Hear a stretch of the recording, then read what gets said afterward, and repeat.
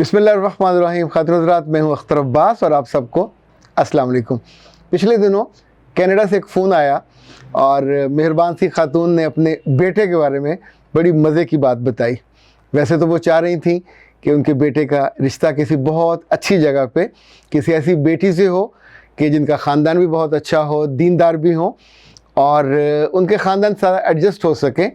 In fact छोटी सी उनकी family है लेकिन बहुत आसूदा हाल।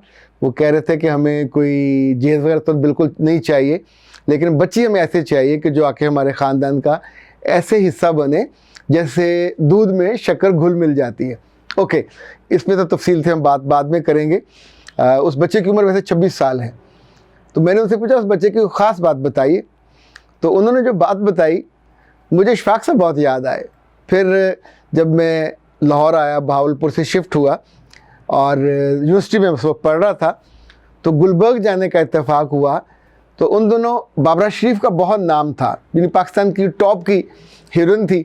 बाकी बूढ़ी हो रही थी, शबनम भी और उस ज़माने में और कौन थी, फिर दोस्त थी, ज़मरुद वगैरह, ये सब उस लॉट से निकल गए थे। तो बाबरा शरीफ का ज़माना था। तो एक घर के बाहर बाबरा शरीफ लिखा हुआ था और जो मेरे लिए हैरत वाली बात थी कि वहाँ उसने अपने भाई के नाम पे, यानी पूरे गुलबर्ग में वो वाहिद घर था जहाँ उसने अपने भाई के नाम पे कूलर लगा हुआ था और वहाँ से आगे गुरु मांगट था, लोग आते जाते रुकते, जो मज़दूर तबका होता है काम करने वाले, वहाँ पानी पीते। मेरा ख्याल भाई उनका शायद फौत हो गया होगा, उसकी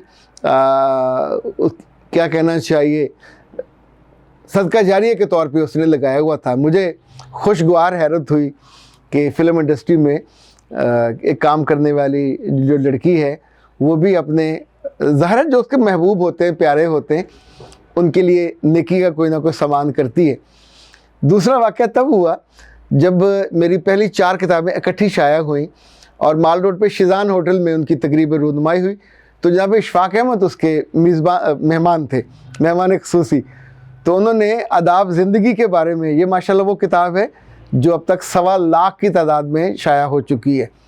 बहुत लोगों ने उसको पसंद किया। तो इशफाक साहब ने कहा मेरी पोती ने पढ़ी और उसके अंदर बड़ी तब्दीली आई।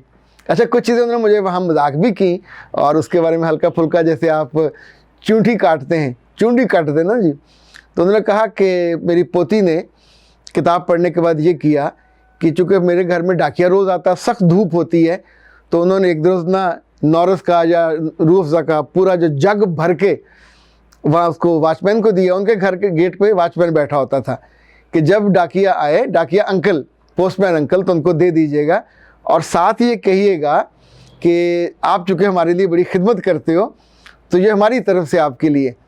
तो उसने वो गिलास नहीं पिया, उसने वो सारा जग ही पी लिया, घटा घट। ज़ाहिर है पता नहीं कितनी बेचारे को प्यास होगी। साइकिल पे उन दोनों होते थे और मुश्किल काम होता है। तो जाते हुए उसने जो फीडबैक दिया, उसने कहना कि बीबी से कहिएगा कि आपके इस रूह अफ़ज़ा का या नौरस का बहुत शुक्रिया, पर अगली दफ़ा जब मेरे लिए एक बनाए तो उसमें थोड़ी चीनी ज़्यादा डाले। अच्छा, हम बहुत हंसे। ये हम सबका नॉर्मली एटीट्यूड होता है कि हम अगले की नेकी को या उसकी जो उसने हमारे लिए सोचा होता है उसमें कहीं ना कहीं थोड़ी सी कमी कजी निकाल के बता देते। मैंने उस वाक़े के बाद ज़िंदगी में कभी, यानी अगर कोई भूल के मेरी बेगम या किसी जगह मेहमान गए हुए हों, मुझे कुछ चाय फीकी दे दे और मेरा मन ना, तो मैं कभी नहीं कहता कि तुम इसमें से भूल गए हो चीनी डालना। कई दफ़ा ऐसा होता किसी के घर मेहमान गए हो तो खाने में नमक कम हो या मिर्च कम हो, नो प्रॉब्लम, माथे पे शिकन तक नहीं आती।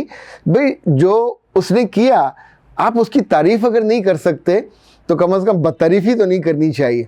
ओके, उस खातून ने बताया कि मेरे बेटे की जो अच्छी आदत है जिसको उन्होंने मुझे बहुत अच्छी लगी और उन्होंने भी उसको एडमिट किया और एडमायर किया, और उन्होंने भी उसको बड़ा एडमिट किया और एडमायर किया। वो कह लेंगे रात को देर के, चूँकि वो काम करता है, 25-26 साल का है बेटा, तो कोई ना कोई वो मंगवा लेता है, ये डिलीवरी, पिज़्ज़ा मंगवा लिया, कुछ और चीज़ मंगवा ली। तो एक दफ़ा ये हुआ कि डिलीवरी बॉय ने उससे कहा कि सर अगर आप, if you don't mind, I need water. Please give me a small bottle of water. तो वो गया, भागा, वो जाके अंदर से पानी लेके आया, उसको दिया। Then he thought कि यार एक नॉर्मल इंसानी ज़रूरत है तो इसका तो ख्याल रखा जाना चाहिए। तो उसने एक बास्केट ख़रीदी बड़ी सारी, तो अब उसमें बास्केट में उसने जूस रखे होते हैं 3-4, पानी की 1-2 बोतलें रखी होती हैं, साथ चिप्स रख दिए। तो अपने घर के बाहर एक टेबल लगा के उस पर साथ एक चिट लिख दी कि delivery boys, I am thankful to you for your service, for your kindness, for your effort, and this is what I can present, I can give you, and it's a gift from my side. You can pick anything from this basket. It's for you. तो खातून ने कहा कि जब मैंने पहली दफ़ा वो देखी तो मुझे भी बहुत अच्छा लगा। बाद में कई लोगों ने उसकी तस्वीरें बनाई, मुमकिन है कुछ लोगों ने फेसबुक पे भी शेयर किया हो, लेकिन जो इस वक्त आपसे शेयरिंग का मकसद था वो ये था कि जो भी पहल करता है किसी भी नेकी के काम में, किसी भी अच्छे काम में, दूसरे के दिल को बहुत अच्छा लगता, भाता है। यानी पर ये हर एक का अलग अलग होना चाहिए, जो उसके दिल से उठे। किसी दूसरे के कहने पे नेकी करना ये शायद उतना मज़ा नहीं आता जितना आपके अपने दिल से ये चीज़ आवाज़ निकलती है और आप अपनी ज़रूरत के एतबार से, वसाइल के एतबार से कुछ ऐसा काम करते हैं कि जिसमें दिल में अल्लाह की रज़ा होती है और इंसानों की कोई ना कोई हेल्प आउट होती है। वैसे ये बताइए, आपकी उम्र इस वक्त 20 साल तो होगी, 22 साल भी हो सकती है, 25-30 साल भी हो सकती है। इन 20-22 सालों में कितनी बार आपका दिल चाहा कोई ऐसा काम करने का जिसमें किसी को उसकी ज़रूरत पूरी हुई हो, किसी को अचानक अनदेखी और अनडिमांडेड उसकी खुशी और उसकी ज़रूरत पूरी हुई हो। जिन जिन लोगों ने ऐसा किया है उन्हें तो मेरी तरफ से थापी का मतलब शाबाश। कल मैंने किसी आर्टिकल में पढ़ा किसी ने शाबाशी लिखा हुआ था, तो शाबाशी तो बड़ा देसी सा लफ्ज़ है, असल में तो शाबाशी है। और ये जो थापी है, हम किसी बात पे जब बड़े खुश होते थे दादा दादी, तो वो कहते थे कि ज़रा थापी दे दे। थापी मेरा ख्याल है वो कपड़े धोने वाली होती है, पर उससे तो ज़ोर ज़ोर से मारते होते थे। ये थापी शाबाश वाली, यानी मुमकिन है वही मन हो। मेरा भी दिल चाहता है कि आपको आपके वालिदैन, आपके दोस्त अहबाब जिनके साथ आप जीते, वो ऑफ एंड ऑन थापी देते रहा करें। दुनिया में जिसको ज़्यादा थापियाँ मिलेंगी, मेरा ख्याल है ये वाला जो फरिश्ता है ये भी एक्टिव होकर लिखेगा कि इसको दुनिया में हफ्ते में 1 दफ़ा 2 दफ़ा, मुमकिन है रोज़ थापी मिलती हो। और आप सोचें पाइलअप होकर कितनी सारी बन जाएंगी। दुनिया अच्छी होगी तो आखिरत अच्छी होगी, दुनिया अच्छी नहीं है तो ये याद रखिएगा, इन्वेस्टमेंट तो यही, यहाँ इन्वेस्टमेंट की नहीं होगी तो वहाँ मिलेगा क्या, एक खाली लिफाफा। वो एक दफ़ा किसी आदमी ने कहा अपने रोज़े क़यामत उस फरिश्ते से, वो हिसाब तब ले रहा होगा कि हाँ भाई तुमने दुनिया में क्या अच्छा काम किया। तो उसने कहा मैंने एक दफ़ा 50 पैसे मस्जिद में चंदा दिया, एक दफ़ा मैंने 50 पैसे एक फ़कीर को दिए।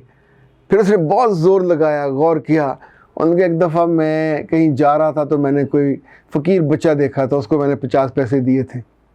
तो क्या तुम चाहते क्या? उसने कहा मैं इसके बदले में जन्नत चाहता हूँ। तो फरिश्ते ने जेब में हाथ डाला, 1.5 रुपया निकाल कर उसकी हथेली पे रखा। उन्होंने कहा तेरे पैसे वापस, एडी तेरी औकात नहीं कि तेरे जन्नत पे जा जाए, चल किसी और पास से। तो इनफैक्ट नेकी कम से कम इतनी तो हो तो फरिश्ता तंग आके जेब से निकाल के मुंह पे ना मारे कि 1.5 रुपया वापस। ये जो छोटी छोटी नेकियां होती हैं, चाहे किसी को पानी पिलाना हो, चाहे किसी के लिए, ये यूनिक था, मुझे तो बहुत अच्छा लगा, किसी के लिए आपने बाहर वो रख दिया हो। इनफैक्ट ये आपके अंदर की गुडनेस का इजहार होता है। सलामत रहिए, गुडी गुडी काम करते रहा करें।